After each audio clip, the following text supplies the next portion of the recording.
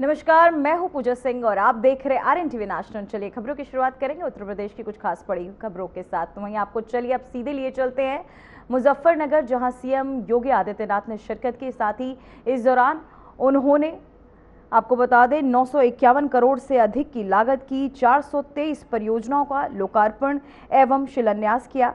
साथ ही पुष्पलोक लोक माता अहिल्याबाई होलकर जी की प्रतिमा का अनावरण एवं रोजगार मेले में युवाओं को नियुक्ति पत्र वितरण कार्यक्रम आयोजित किया गया है, जहां सीएम योगी आदित्यनाथ ने शिरकत की है। तो वहीं आपको बताते चले, इस दौरान सीएम मुजफ्फरनगर में मौजूद और साथ ही सीएम के दौरे को लेकर सभी सुरक्षा व्यवस्था के तमाम इंतजाम भी मुजफ्फरनगर में किए गए हैं। 551 करोड़ से अधिक की लागत की 423 परियोजनाओं का लोकार्पण एवं शिलान्यास, साथ ही पुण्य लोक माता अहिल्याबाई होलकर जी की प्रतिमा का अनावरण एवं रोजगार मेले में युवाओं को नियुक्ति पत्र वितरण कार्यक्रम भी आयोजित किया गया, जहां सीएम योगी आदित्यनाथ इस दौरान युवाओं को नियुक्ति पत्र भी वितरण करते नजर आएंगे।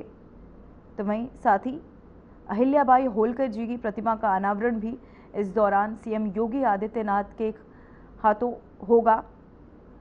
साथ ही आपको बताते चले, जनपद मुजफ्फरनगर में 951 करोड़ से अधिक की लागत की 423 परियोजनाओं का इस दौरान लोकार्पण एवं शिलान्यास करते नजर आएंगे सीएम योगी आदित्यनाथ, जहां तस्वीरों के माध्यम से भी आप देख सकते हैं मुजफ्फरनगर में मौजूद सीएम योगी आदित्यनाथ। साथ ही इस दौरान आयोजन स्थल पे आयोजकों द्वारा सीएम का स्वागत किया जा रहा है।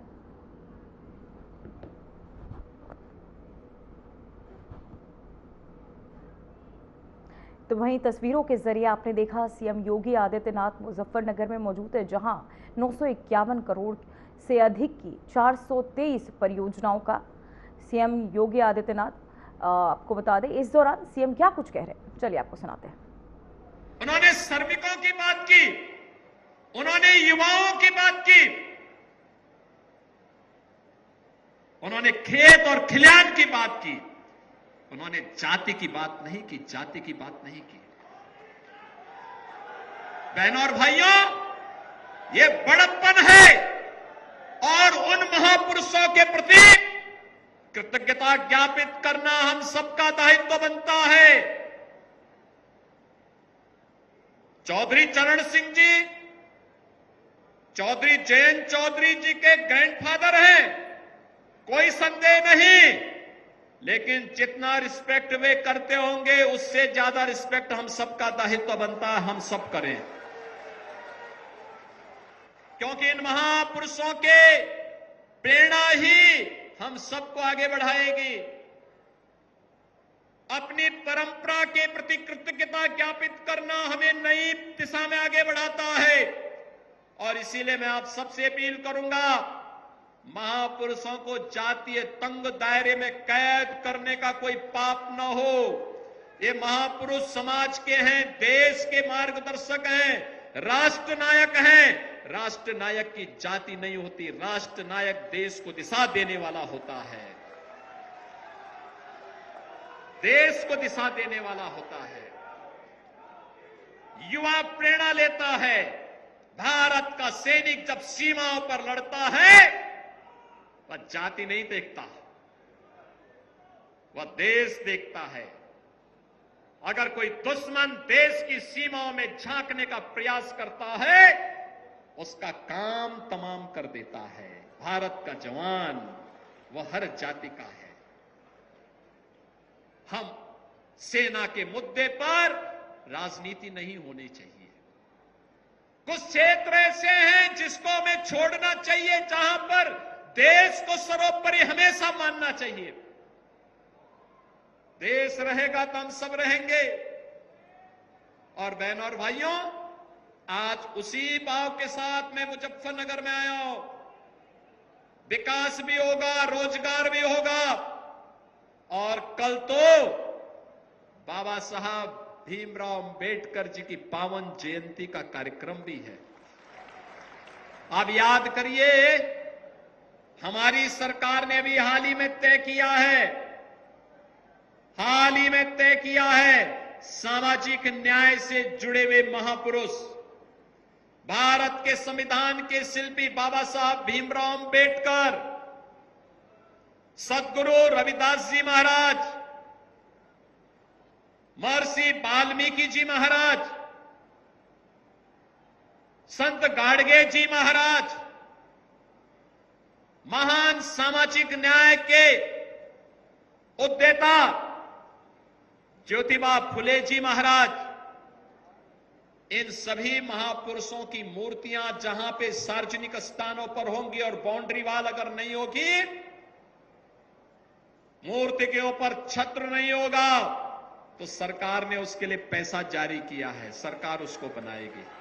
मूर्ति को सुरक्षित करेंगे, बाउंड्री वाल भी बनाएंगे और ऊपर से छत भी देंगे, बहनों और भाइयों, महापुरुष सबके होते हैं।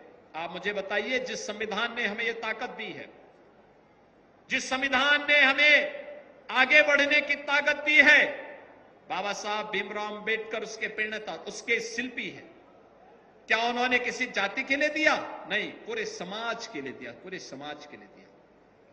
और इसलिए इन महापुरुषों को तंग दायरे में हमें नहीं देखना चाहिए।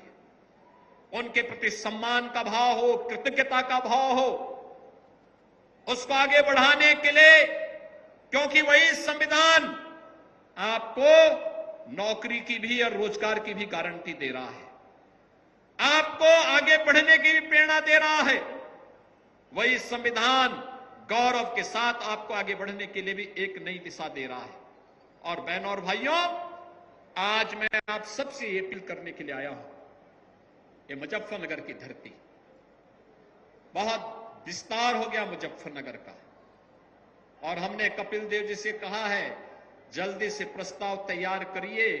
अब ये नगर पालिका परिषद से नगर निगम बनने की दिशा में इसको आगे बढ़ाने की आवश्यकता है।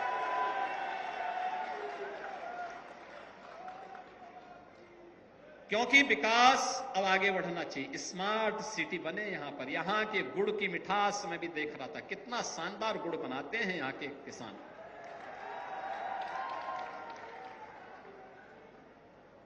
और कितना अच्छा यहां पर इनोवेशन भी होता है। हमारे एक किसान नेता यहां पर उन्होंने कहा कि ईंधन की कमी है तो देश के प्रति मेरी भी तो जिम्मेदारी है। उन्होंने गोबर गैस प्लांट के माध्यम से ईंधन की आपूर्ति प्रारंभ की है। बहनों और भाइयों, क्या शानदार गुड़! मुजफ्फरनगर का गुड़ कोई देख ले तो उसके मुंह से लाल टपकने लग जाएगा।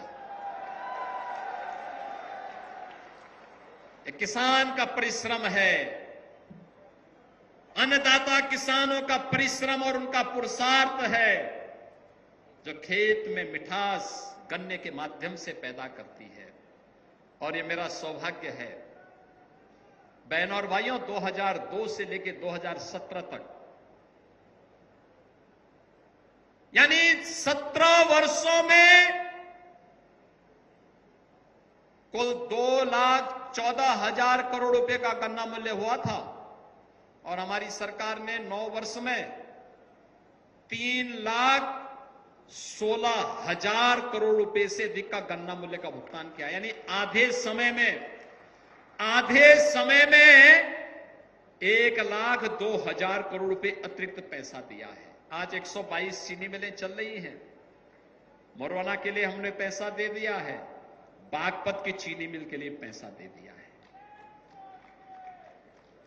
ये कार्य इसलिए, ये चीनी मिलें अब शुगर कॉम्प्लेक्स की तरफ बढ़े, आज इसी का परिणाम है। आप सभी अन्नदाता किसानों की परिश्रम का परिणाम है, आपके पुरुषार्थ का परिणाम है। उत्तर प्रदेश आज देश का 55% गन्ना उत्पादन कर रहा है।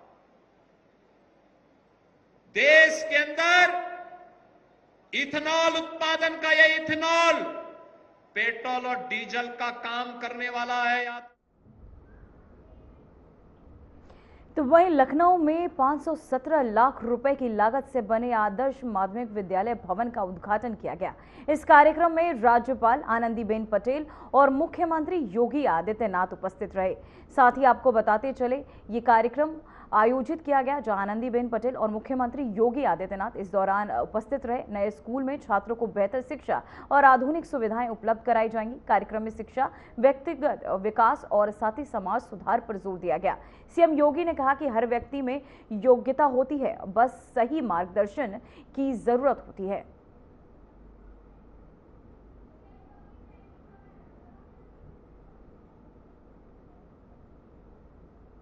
तो वहीं आपको बता दें, लखनऊ में नए स्कूल का उद्घाटन किया गया। सीएम योगी और साथ ही आनंदीबेन पटेल ने ये उद्घाटन किया। शिक्षा और विकास पर इस दौरान जोर दिया गया। वहीं सीएम ने कहा सभी में योग्यता होती है, बस ध्यान देने की जरूरत होती है। याद रखना, जो दिखेगा वही समाज में बिकेगा। जैसा हम उनको प्रस्तुत करेंगे, लोग उसको उसी रूप में अंगीकार भी करेंगे। हमारी वर्तमान पीढ़ी जिसके ऊपर देश का भविष्य होने जा रहा है, वह किस प्रकार के संस्थानों में शिक्षा अर्जित कर रही है, सबसे पहली आवश्यकता होती है उसके पास अपना भवन कैसे होना चाहिए। और वह भवन अगर अच्छा है, योग्य है, तो उसके अनुरूप वहां पर शिक्षा का माहौल बनाने में भी मदद मिलेगी। और यह कार्य यहां पर हर प्रकार से, यानी प्राकृतिक वातावरण के साथ साथ, अपग्रेडेशन के साथ साथ, वहां पर शिक्षा और सर्वसमावेशी विकास का एक मॉडल बन सके। आदरणीय राज्यपाल महोदय ने आदर्श माध्यमिक विद्यालय जन भवन में उस अभिनव प्रयास को आगे बढ़ाया है जो माध्यमिक और बेसिक शिक्षा के लिए एक मॉडल भी है। और उस मॉडल को लेकर के आप लोग अलग अलग जनपदों से जुड़े हुए लोगों को भी यहां बुलवा करके दिखवा सकते हैं। खासतौर पर सीएम कंपोजिट विद्यालय के जो मॉडल बन रहे हैं, उसमें इसको आप वहां पे स्वीकार करके उस रूप में उसको आगे बढ़ाने का एक अभिनव प्रयास कर सकते हैं। एक भव्य भवन आपको प्राप्त हुआ है।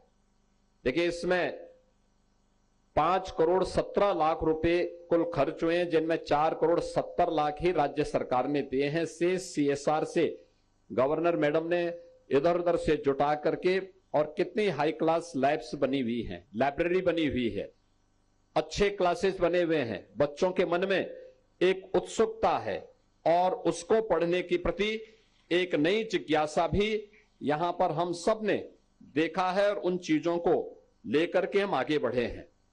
कोई मनुष्य अयोग्य नहीं है, उसमें भी योग्य बनने की सामर्थ्य है, लेकिन उसके लिए योजक चाहिए। और योजक के रूप में शिक्षा के लिए आज हमारी गवर्नर मैडम ने उस प्रकार का एक मॉडल आपके सामने प्रस्तुत किया है कि बेसिक और माध्यमिक किस रूप में उससे प्रेरणा प्राप्त कर सकते हैं।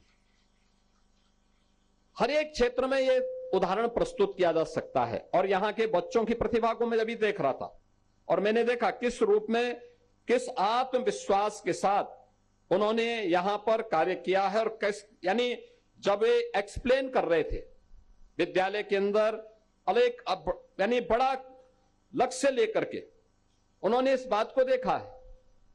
और मैं देख रहा था उनके मन में, कोई भारत के स्पेस मिशन को बता रहा था, कोई भारत के अंदर जो आज की इमर्जिंग टेक्नोलॉजी है इसके बारे में बता रहा था, कोई बच्चे अक्षर ज्ञान के बारे में बता रहे थे, कोई स्मार्ट क्लासेस के बारे में बता रहे थे, अलग अलग बच्चे उसके बारे में बता रहे थे। जब हम बताएंगे उनके मन में एक जिज्ञासा होगी, उनके सामने हम एक पहले से टारगेट दे रहे हैं, वह उसको अचीव करने के लिए कार्य करेगा। और मैं इस बात को कह सकता हूं, यहीं से प्रारंभ होता है उनके जीवन को आगे सुधारने का। आर्यभट्ट यहीं से बनेंगे, बारामिहिर यहीं से बनेंगे, सुश्रुत और चरक यहीं से बनेंगे, जगदीश चंद्र बसु यहीं से बनेंगे, सीवी रमन, ये सभी यहीं से बनेंगे। और ये रहस्य यहीं से प्रारंभ होता है। आर्यभट्ट की जब हम बात करते हैं, भारत के वह वैज्ञानिक जिन्होंने शून्य और खगोल विज्ञान की अद्भुत अवधारणाएं दी, वह कोई और नहीं, भारत का वैज्ञानिक आर्यभट्ट थे। बारामीर आकाश के रहस्यों को पहली बार उद्घाटन करने वाला कोई एक वैज्ञानिक है, वह खगोल शास्त्री के रूप में बारामीर हैं। सुश्रुत जो आज की सर्जरी है, केवल आयुर्वेद नहीं, एलोपैथ भी उसको अपना आदर्श मानता है। चरक, आयुर्वेद को विज्ञान का स्वरूप कैसे दिया जाना चाहिए, ये चरक ने हम सबको बताया है। जगदीश चंद्र बसु, विज्ञान में इन्होंने नए आयाम जोड़े। याद करिए, मनुष्य ही नहीं और जीव ही नहीं, इन सभी वनस्पतियों में भी जीव का अंश है, यह किसी ने बताया है तो भारत के इस महान वैज्ञानिक ने यही बताने का काम किया है। और प्रकाश का रहस्य क्या होता है, यह सीवी रमन ने हम सबको बताया है। और आज वह एक मॉडल यहां पर इन बच्चों के माध्यम से प्रदेश के माननीय राज्यपाल महोदया ने आदर्श माध्यमिक विद्यालय के रूप में उत्तर प्रदेश की शिक्षा, बेसिक शिक्षा के बारे में, स्कूली शिक्षा को यहां पर इस मॉडल के रूप में दिया है। मुझे विश्वास है कि माध्यमिक और बेसिक शिक्षा परिषद, सीएम कंपोजिट विद्यालय हो या पीएम अभ्युदय विद्यालय, इन सभी को इस प्रकार के नए अब अपने उस नवाचार के साथ, शोध के साथ आगे बढ़ाने का कार्य करेगा। तो वहीं अंबेडकर जयंती के अवसर पर मुख्यमंत्री योगी आदित्यनाथ ने प्रदेशवासियों को संदेश देते हुए डॉक्टर भीमराव अंबेडकर को श्रद्धांजलि दी। उन्होंने कहा कि बाबा साहेब ने संविधान बनाकर देश के करोड़ों लोगों को गरिमामयी जीवन और समान अधिकार दिलाए। सीएम ने उनके शिक्षा और आर्थिक सशक्तिकरण के विचारों को अत्यंत महत्वपूर्ण बताया। उन्होंने बाबा साहेब के प्रसिद्ध संदेश शिक्षित बनो, संगठित रहो और संघर्ष करो को याद किया। साथ ही योगी ने कहा कि अंबेडकर और एक महान विद्वान, अर्थशास्त्री और समाज सुधारक थे जो लंबे समय तक अध्ययन करते थे। सरकार उनके आदर्शों पर चलते हुए गरीबों, महिलाओं और युवाओं के लिए योजनाएं चला रही है। तो वहीं आपको बताते चले, सीएम योगी आदित्यनाथ ने बाबा साहेब अंबेडकर को किया याद। तो वहीं आपको ग्राफिक्स के जरिए दिखाते हैं सीएम योगी की पाती। सीएम योगी ने दी अंबेडकर जयंती पर श्रद्धांजलि। बाबा साहेब अंबेडकर को बताया समानता के प्रतीक, संविधान निर्माण से मिला करोड़ों का अधिकार, शिक्षित बनो, संगठित रहो और संघर्ष करो का स्मरण सीएम योगी आदित्यनाथ ने किया। साथ ही उन्होंने अंबेडकर को बताया महान विद्वान, समाज सुधारक, सरकार चला रही गरीबों के लिए योजनाएं, अंबेडकर के आदर्शों पर चलने का संकल्प भी लेते दोहराते नजर आए सीएम योगी आदित्यनाथ।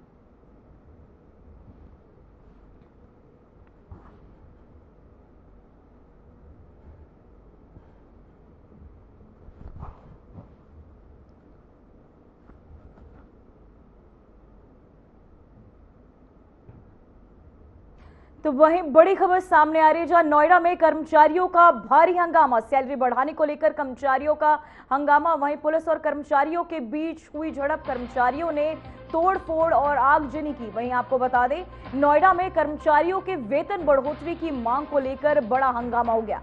बड़ी संख्या में इकट्ठा हुए कर्मचारियों ने विरोध प्रदर्शन शुरू कर दिया, जो जल्द ही उग्र हो गया। प्रदर्शन के दौरान कर्मचारियों और पुलिस के बीच झड़प की स्थिति भी बन गई। आरोप है कि कुछ प्रदर्शनकारियों ने गाड़ियों और संपत्तियों में तोड़फोड़ की और आगजनी भी की, जिससे इलाके में अफरा तफरी मच गई। स्थिति बिगड़ने पर पुलिस ने मौके पर अतिरिक्त बल तैनात किया और हालात को नियंत्रित करने की कोशिश की गई। फिलहाल क्षेत्र में तनाव बना हुआ है। तो वहीं आपको बताते चले, गाड़ियों की आगजनी भी करते नजर आए प्रदर्शनकारी। अपनी मांगों को लेकर प्रदर्शन पे उतरे, जहां देखते ही देखते ये प्रदर्शन उग्र होता नजर आया। साथ ही इस दौरान भारी पुलिस बल भी तैनात किया गया है। तो वहीं आपके टीवी स्क्रीन पर ये 4 तस्वीरें हम दिखा रहे हैं, जहां गाड़ियों में आगजनी प्रदर्शनकारियों द्वारा की गई। पुलिस बल, भारी पुलिस बल इस दौरान घटनास्थल पर तैनात है। तो वहीं कर्मचारियों का प्रदर्शन लगातार जारी है, तस्वीरों के माध्यम से आप देख सकते हैं। साथ ही पुलिस के तहत आंसू गैस के गोले भी इस दौरान प्रदर्शन स्थल पर छोड़े गए। इन तस्वीरों के माध्यम से आप देख सकते हैं जहां कर्मचारियों का प्रदर्शन लगातार जारी, साथ ही भारी पुलिस बल भी इस दौरान तैनात किया गया है। गाड़ियों में आगजनी प्रदर्शनकारियों के तहत की गई, जहां पुलिस ने आंसू गैस के गोले भी छोड़े प्रदर्शनकारियों को काबू करने के लिए।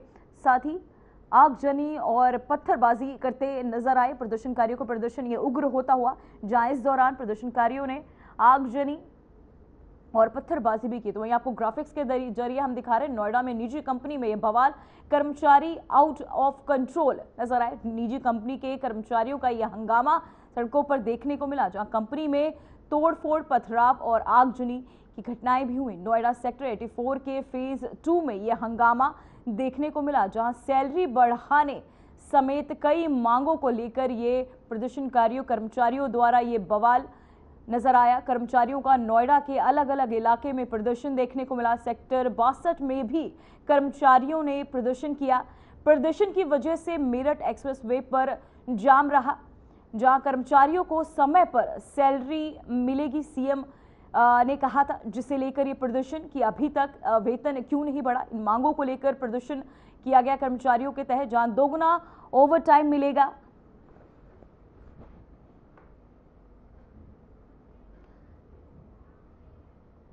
तो वहीं निजी कंपनी में बवाल के मामले में यह खुलासा, भीड़ में अचानक घुसे कुछ लोगों ने जलाए पुलिस के वाहन। सीएम के हस्तक्षेप के बाद प्रदर्शन खत्म होने की उम्मीद थी, वहीं प्रदर्शन खत्म होता उससे पहले हिंसा भड़काने की साजिश रची गई। अचानक कुछ लोगों ने फैलाई हिंसा, पुलिस की गाड़ियों को बनाया गया निशाना। कम उम्र के कुछ युवा अचानक भीड़ में घुसे, भीड़ में घुसकर युवाओं ने गाड़ियों को जलाया। वहीं एटीएस ने 4 संदिग्धों को गिरफ्तार किया था। गिरफ्तार लोगों ने इन तारीखों का खुलासा किया, जहां हिंसा के पीछे पाक हैंडलर्स का साथ होने का भी शक है। नोएडा में जानबूझकर हिंसा फैलाने की थी प्लानिंग। तो वहीं आपको बता दें, नोएडा की एक निजी कंपनी में हुए प्रदर्शन के दौरान हुई हिंसा को लेकर नया खुलासा सामने आया। जानकारी के अनुसार जब प्रदर्शन शांत होने की कगार पर था और सीएम के हस्तक्षेप के बाद मामला खत्म होने की उम्मीद थी, तभी अचानक कुछ लोग भीड़ में घुस आए और माहौल बिगड़ गया। इन युवाओं ने पुलिस वाहनों को निशाना बनाया। तो वहीं पत्थरबाजी, आगजनी से हालात बेकाबू भी होते नजर आए। तो वहीं आपको ये 2 तस्वीरें हम दिखा रहे हैं।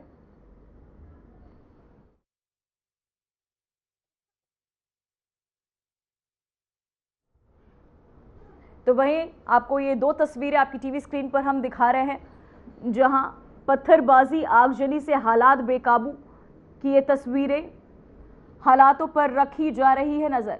इसी खबर पर तमाम जानकारी के साथ हमारे संवाददाता प्रवीण बहल जुड़ चुके हैं। प्रवीण, मैं जानना चाहूंगी सबसे पहले, जब ये मामला शांत हो चुका था सीएम योगी के हस्तक्षेप के बाद, तो ये अचानक उग्र होता कैसे नजर आया? शासन प्रशासन द्वारा इस मामला संज्ञान में लिया गया था। मामला शांत था, लेकिन अभी 2 दिन पहले जो नोएडा की श्रमिक जो काम करते हैं, मजदूर हैं, वो 2 दिन पहले जो है सड़कों पर अचानक उतर आए और प्रदर्शन चालू कर दिया। लेकिन 2 दिन प्रदर्शन कुल शांत रहा, लेकिन आज सुबह की बात है 11 बजे करीब थाना फेज 2 के पास भीड़ के बीच कुछ ऐसे संदिग्ध लोग आए जिन्होंने करीब 5 से 6 वाहन जो पुलिस के सरकारी वाहन है उनको जला दिया। साथ साथ में जो फायर ब्रिगेड की गाड़ी है उस पर भी पथराव किया गया, जिसमें जो प्रदर्शन है उग्र हो गया। लेकिन उसके बावजूद भी नोएडा में और भी जगह प्रदर्शन हो, लेकिन शांत रहा। जी पूजा। जी प्रवीण, आपका बहुत बहुत धन्यवाद इस खबर पर तमाम जानकारी के लिए। फिलहाल बुलेटिन में इतना ही। बने रहिए आरएन टीवी नेशनल के साथ। मुझे दीजिए इजाजत। नमस्कार।